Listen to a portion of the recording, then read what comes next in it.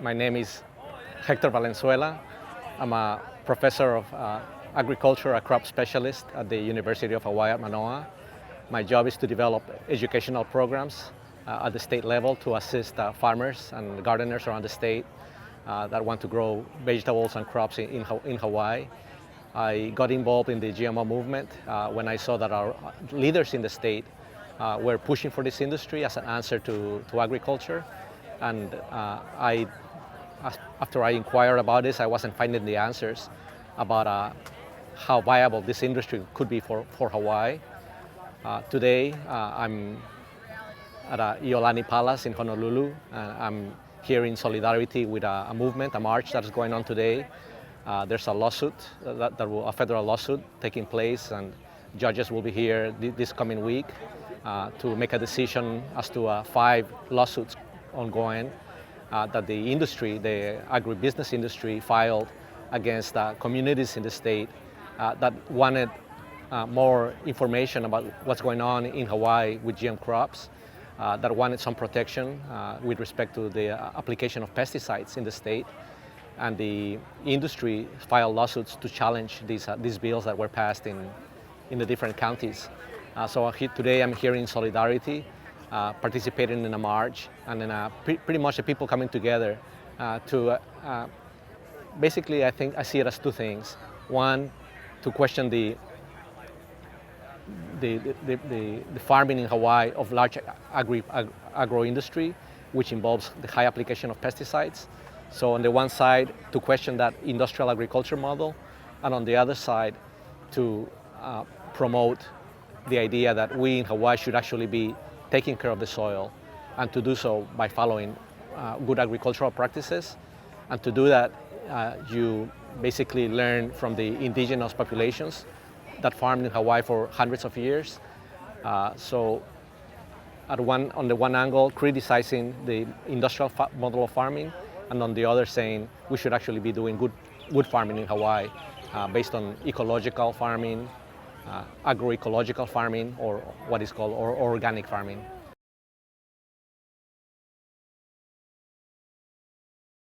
So the paradigm in policy circles, in academia, a central paradigm is that to take care of, to produce more crops, to feed ourselves, to take care of ourselves in the world, we need to follow an industrial model of farming.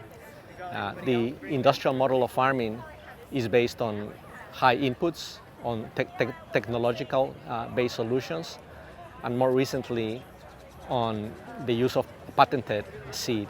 That means farmers every cycle have to buy seed to maintain their production system. So there's currently a lot of debate about the future of agriculture. This is because of the growing world population, but also because of the environmental issues, especially climate change. There's a lot of thinking about how are we going to be able to produce food to feed ourselves.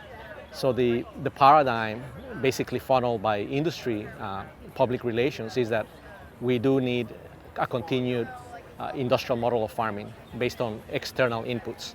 That means when you farm, you have to get a package of external products to be able to farm.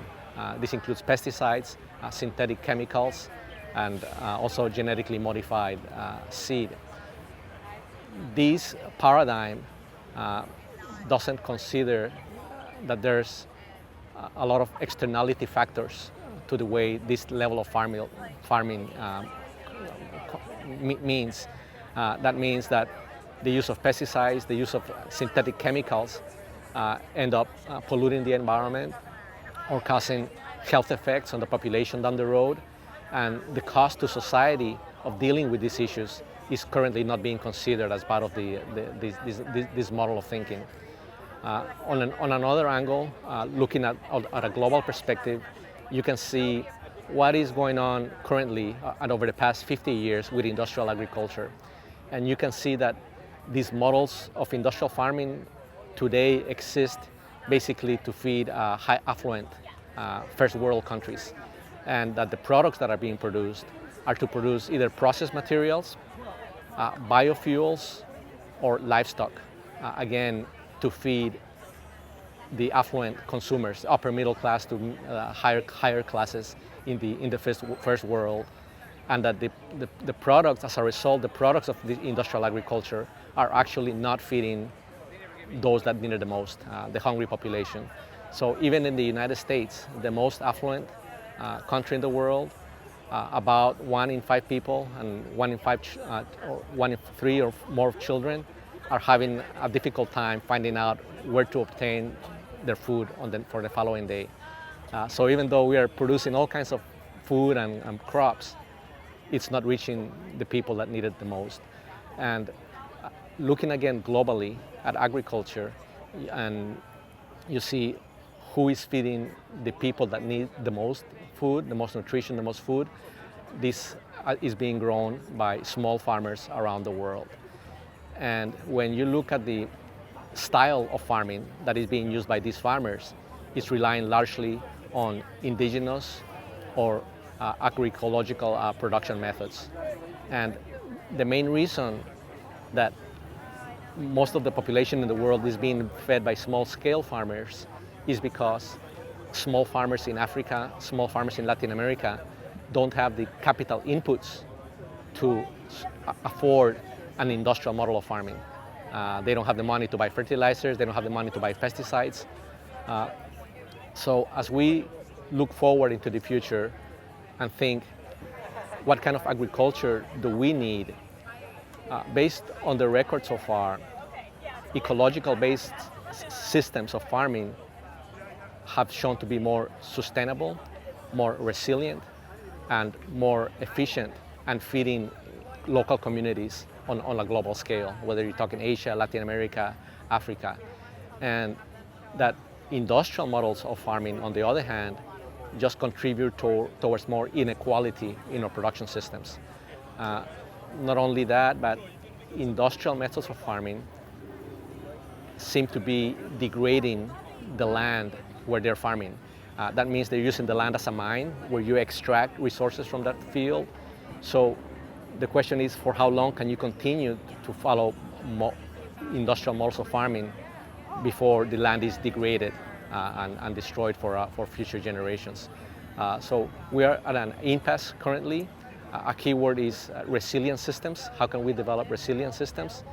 And if you look at the data impartially, you find out that small-scale farming systems, where you promote communities that are self-sufficient, where the community can make their own decisions about what food to grow, how to grow it, that those self-sufficient communities are a more effective way to produce food on the long term while minimizing the externality costs of agriculture.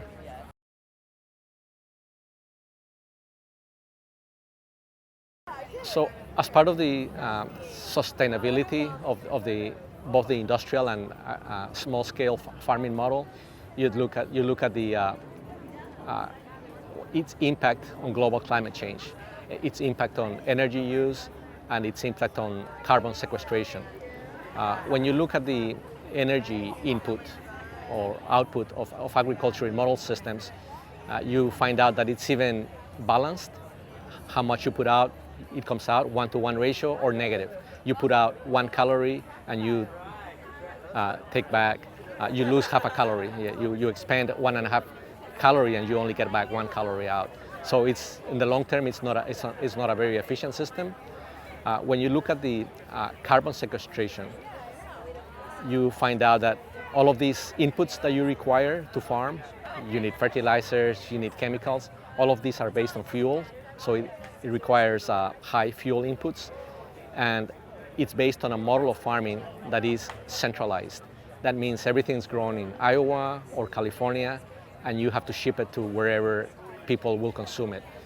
So you have to include the transportation costs. This means that on the overall, carbon sequestration is negative with industrial models of farming.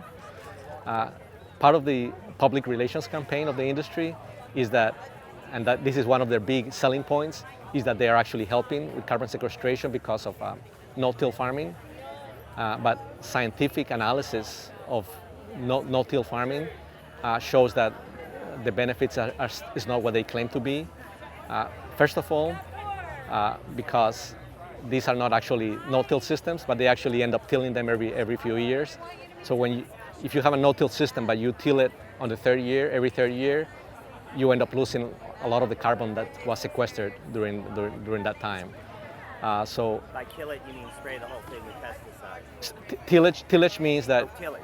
You're done with the crop, and then you bring very big machinery to dig that soil.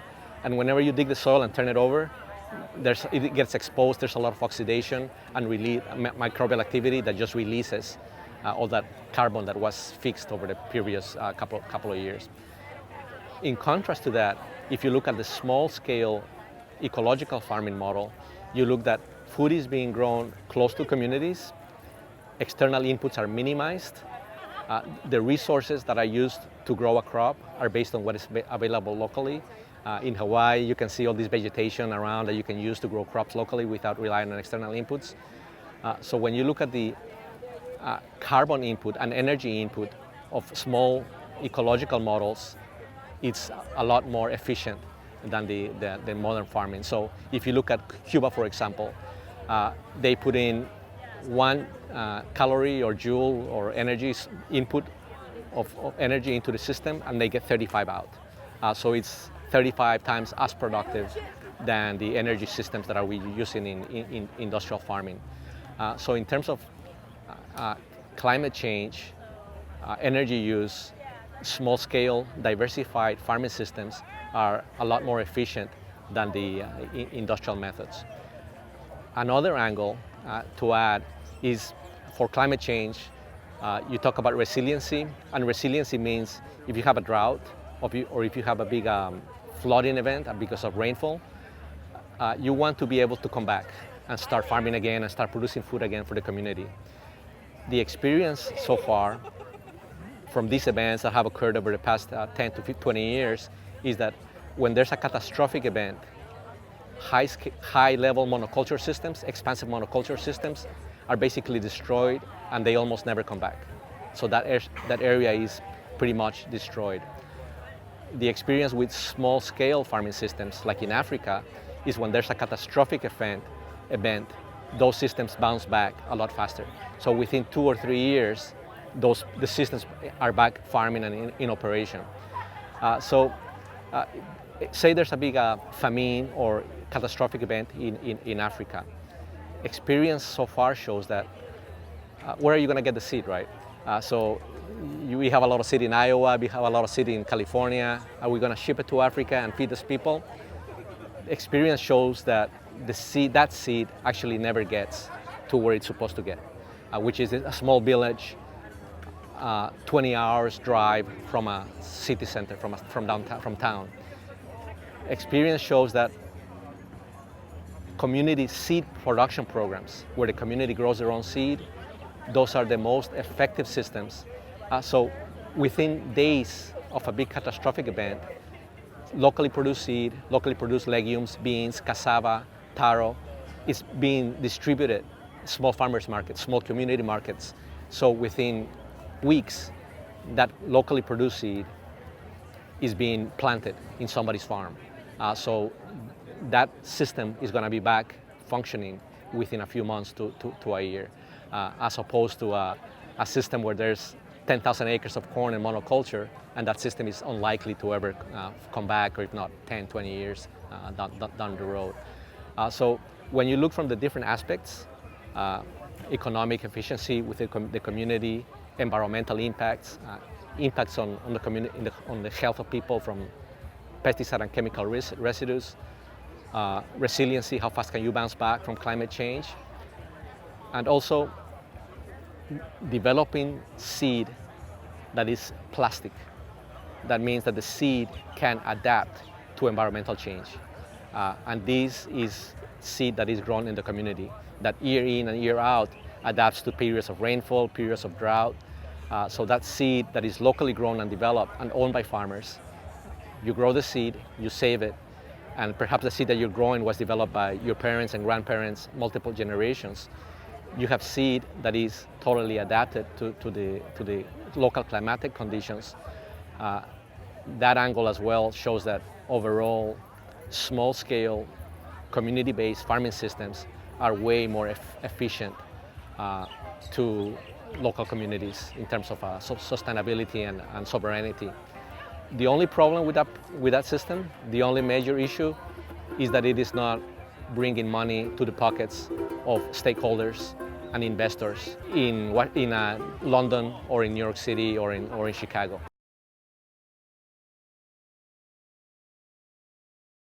Hawaii is just playing out in a small way a microcosm of what is going on globally.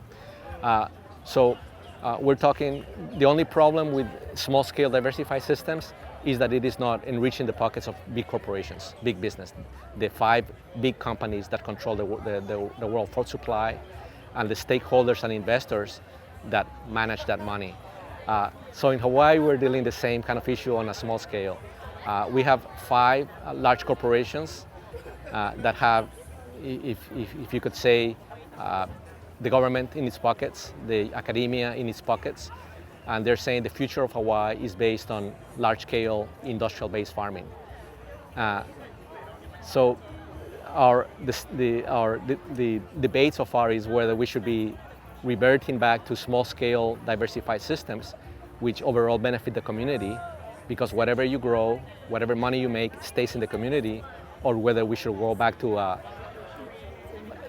banana plantation style of farming where you grow crops for export and the money stays in Chicago or New York or London, but it doesn't stay in Hawaii. So that's kind of the debate. And if you look at the sustainability of such systems, you will see that over the past 10 to 15 years, the seed companies in Hawaii have been actually degrading the land by excessive levels of erosion, by contamination with pesticides. So on the long term, it doesn't seem to be meeting the requirements of a truly sustainable future for Hawaii. And so this is a part of the reason for this march here today.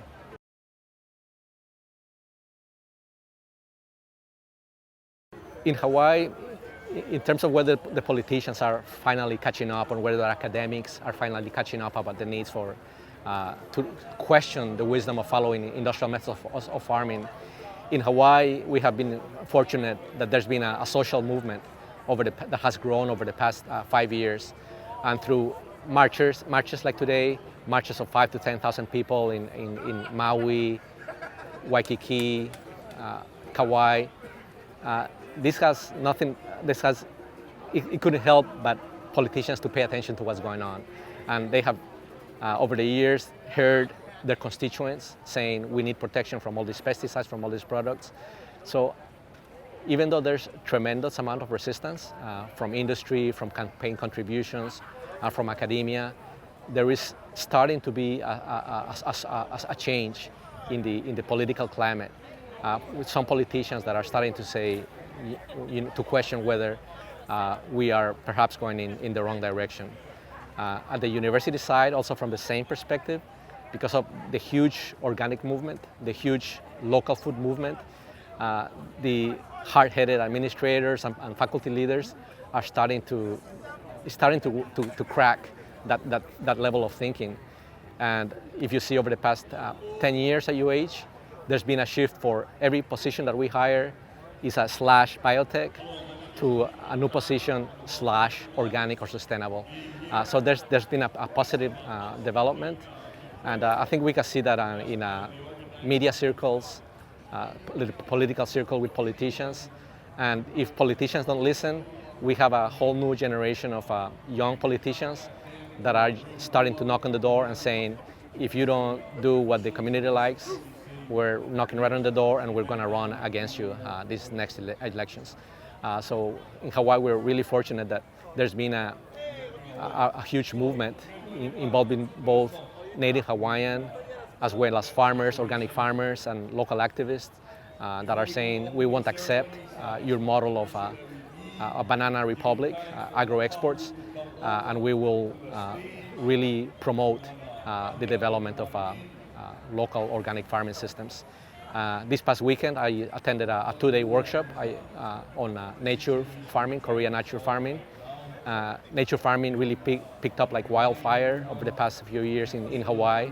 So there's a tremendous energy and community interest in studying different systems of farming, permaculture, organic farming, biodynamics, nature farming. So the community is taking this part of their lives onto their own hands. Where do I buy my food? What type of food do I grow? And I can actually grow my own food. So we are starting to see the system crack a little bit and see the room for positive change in Hawaii.